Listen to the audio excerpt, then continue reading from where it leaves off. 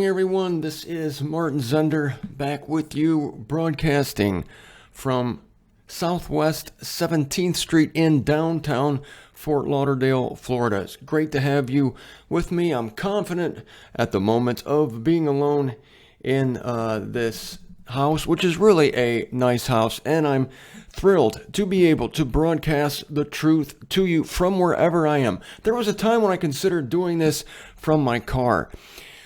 To me, there was something really elegant about that, and real and meaningful and transient, kind of like the old heroes of faith. They had no home, they had no place, and yet I guess I'm not that noble to say that I don't enjoy some of the creature comforts, like this lamp that's in front of me that I put in front of this great painting to help with the lighting. And this tabletop is rather nice. Otherwise, I would have to use my dashboard, I think. So hopefully we're not disturbed by Holly. Cute little dog here.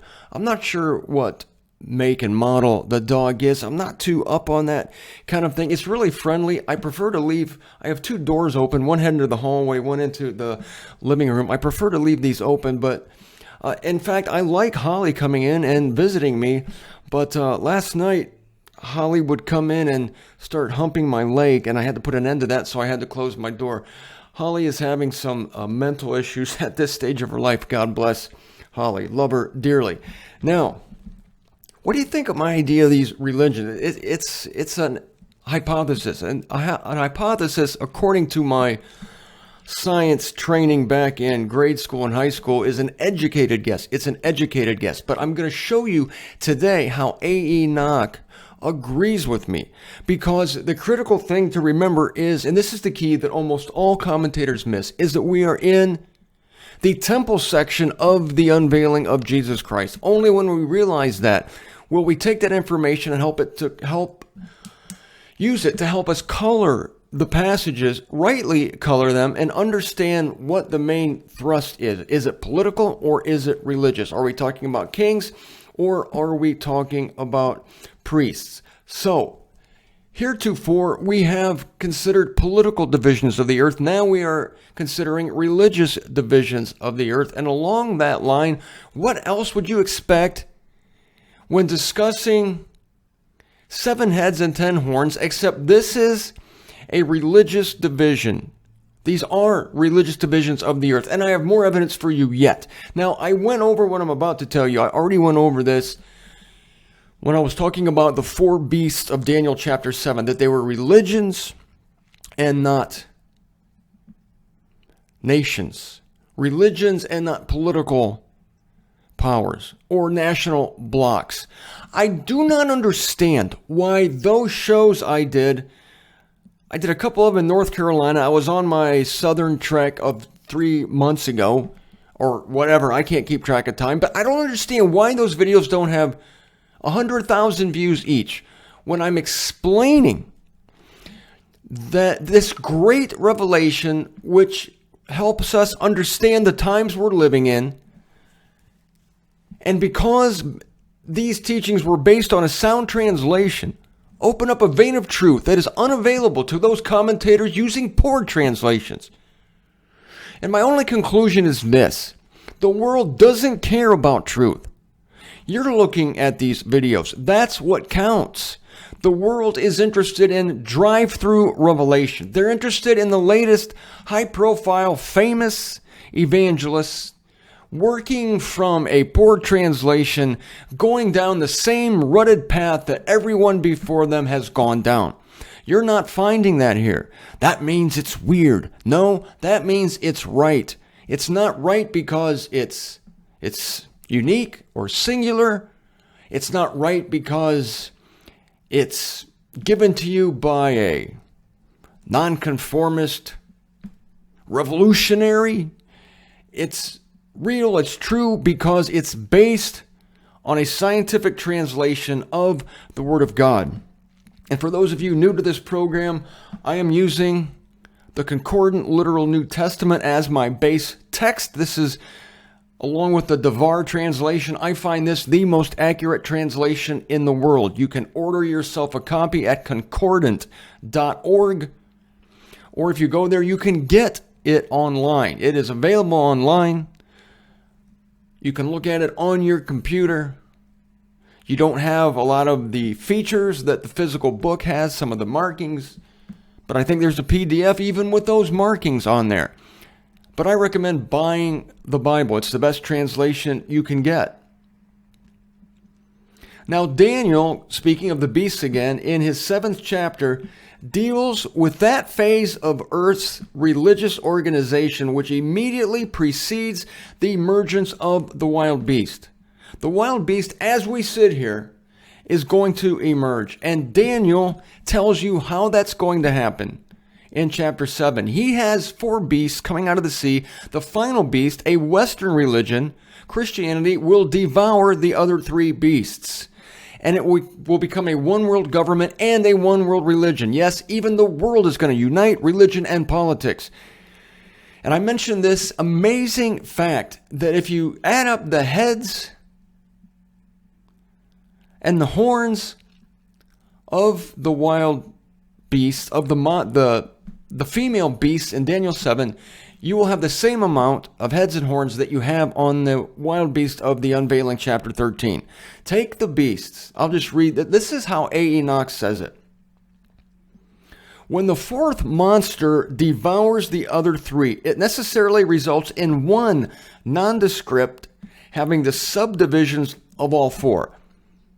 At the beginning of Daniel 7, we have 4 beasts coming out of the sea. The 4th devours the other 3, therefore it takes the characteristics of the other 3. The 4 wild beasts of Daniel had 7 heads and 10 horns among them.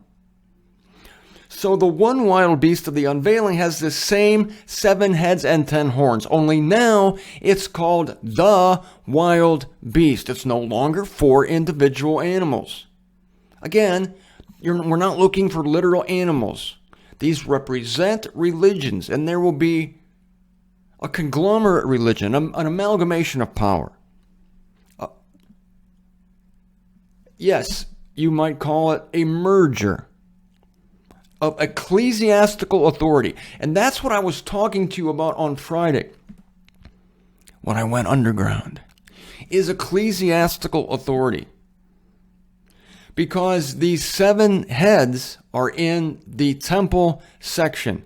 The 7 heads are animated. The 7 heads of the wild beast are animated by the great red dragon. Therefore, I believe they are ecclesiastical powers.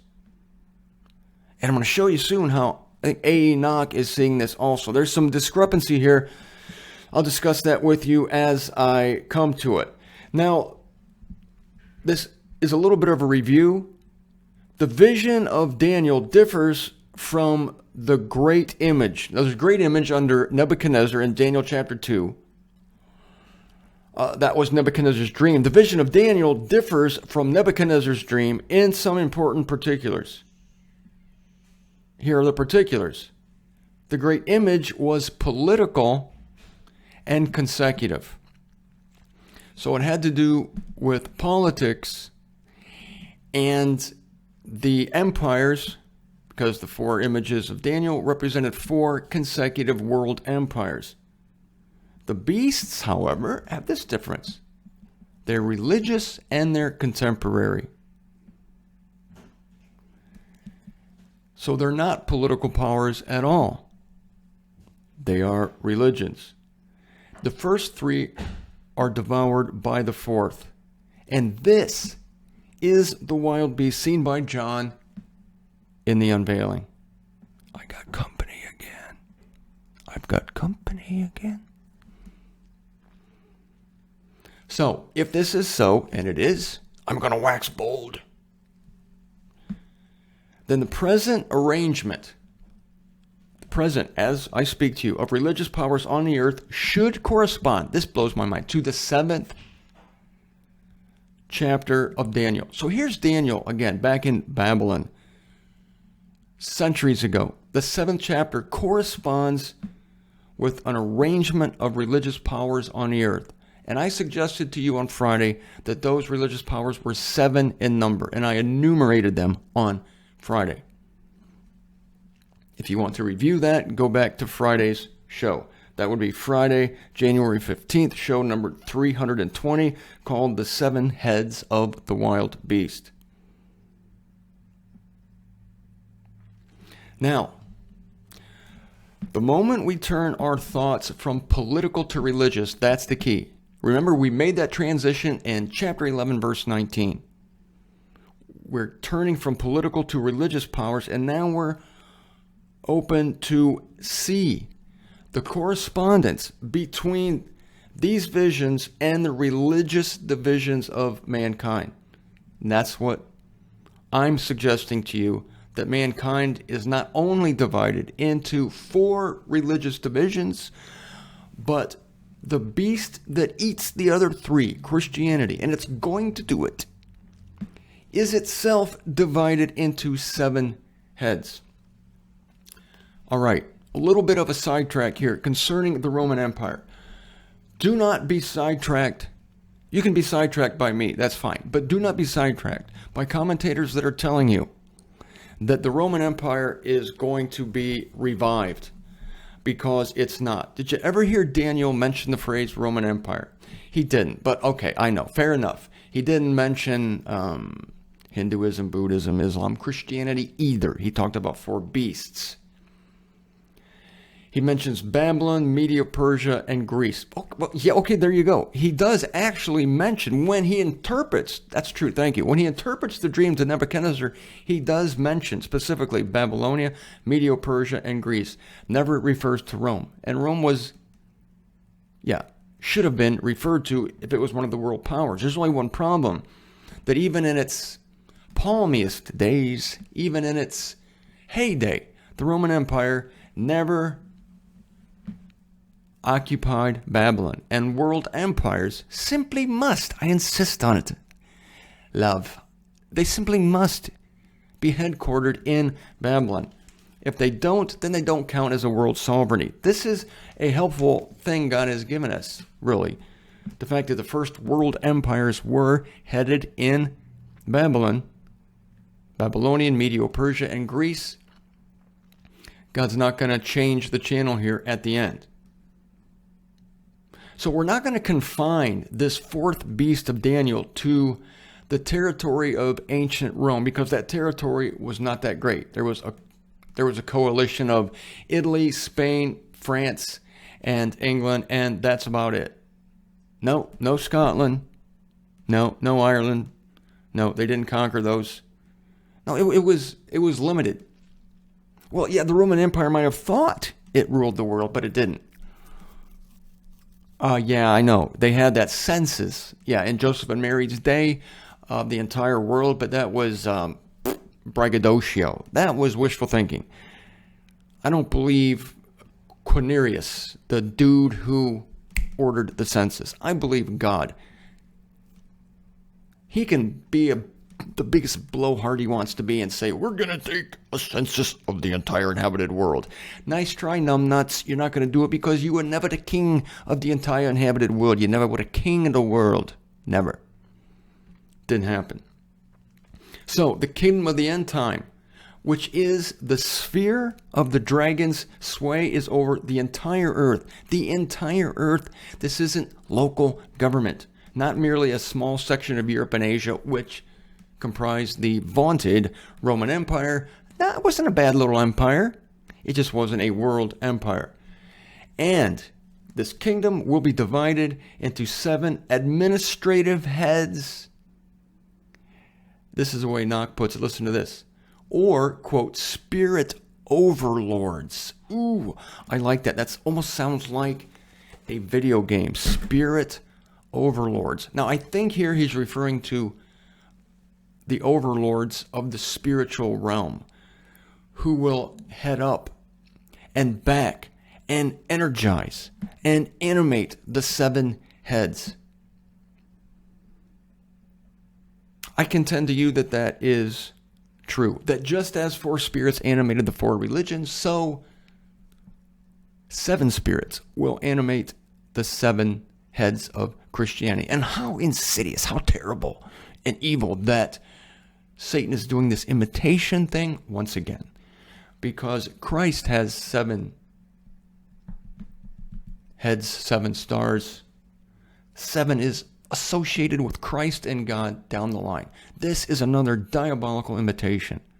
7 heads. How dare you, Satan? And yet he does. We are on the watch for it, and we're not going to let it take us by surprise.